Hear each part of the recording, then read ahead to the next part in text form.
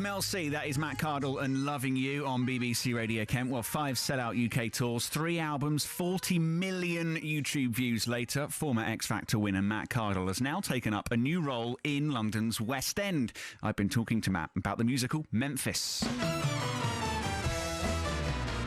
Now, this is your acting and West End debut. It is, yes. Nerve-wracking prospect? No, well, yes. Well, I was about to lie then. Yes, it is nerve-wracking, but it's too much fun. Like, I said to someone after my opening night, they asked, was I terrified? And I thought I'd be too terrified to enjoy it, but turns out I had far too much fun to even think about how nervous I was. So your first night in Memphis musical, that was last week, was it? Yeah, last Monday. And so how much had you kind of gone through the whole show before that? 4 times. I wanted to do it 44 times before I did it in front of an audience, but you don't get that luxury in the West End. You know, this is a business at the end of the day, and things cost money. So, you know, you get what you're given. And you know what? Everybody around me was making sure that I was 100% ready for it, and yeah, you know, I went on and just had the time of my life. And the thing is, with the show, it's so much fun, start to finish. There's no way that you cannot enjoy it. Talk to us about what Memphis involves. What's the story of the show? The story of the show, it's set in Memphis in the 50s. Segregation between blacks and whites is in full swing. It's very dangerous times, depending on what you're trying to do. I play a white radio DJ, wannabe radio DJ, who is all about the soul and R&B and the black music. And he spends his time in Beale Street in bars that he shouldn't really be in, falls in love with a singer called Felicia Farrell, who is played by Beverly Knight, and embarks on a mission to create a star out of her and him, and does so. But along the way, what happens is, you know, it's hilarious, it's heartbreaking, and it's just so much fun. So when you're playing radio DJ Huey Calhoun, do you have a radio voice? Have you been rehearsing a radio voice?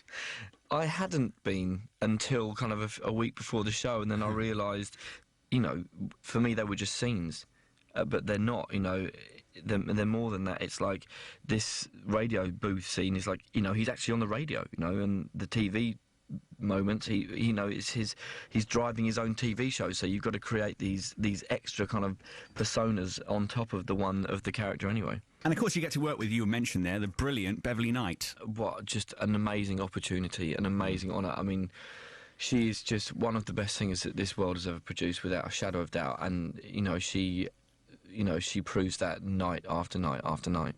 The music in Memphis musical is just superb as well, isn't it? I mean, it's been recognised by Tony Awards and Olivier Awards and stuff. Yeah, and I've seen a fair few in my time.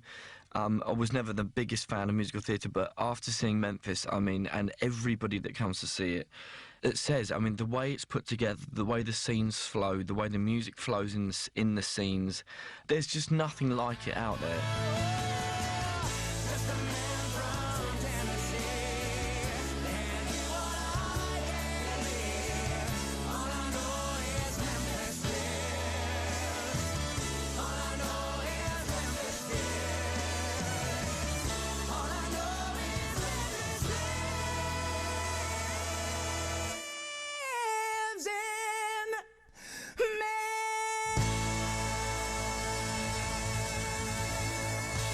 So is there more of this for you? Can you see yourself doing a lot more acting and musical theatre?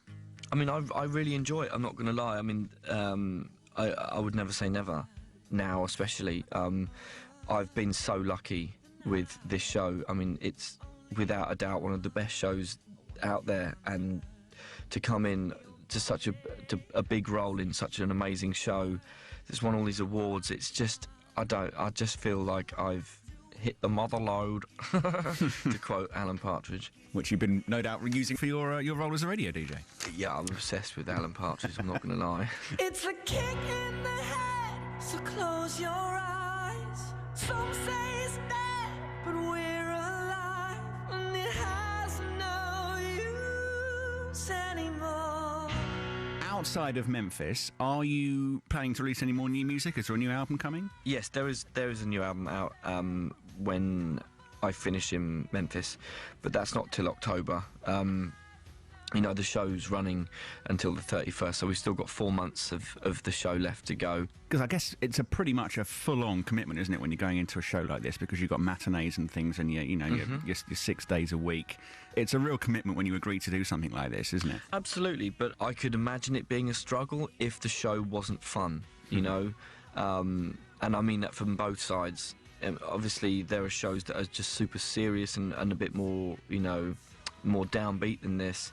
But there's something about Memphis that it doesn't matter how many times you've done it, and speaking to the cast, it doesn't matter how many times they've done it, they enjoy it every single time.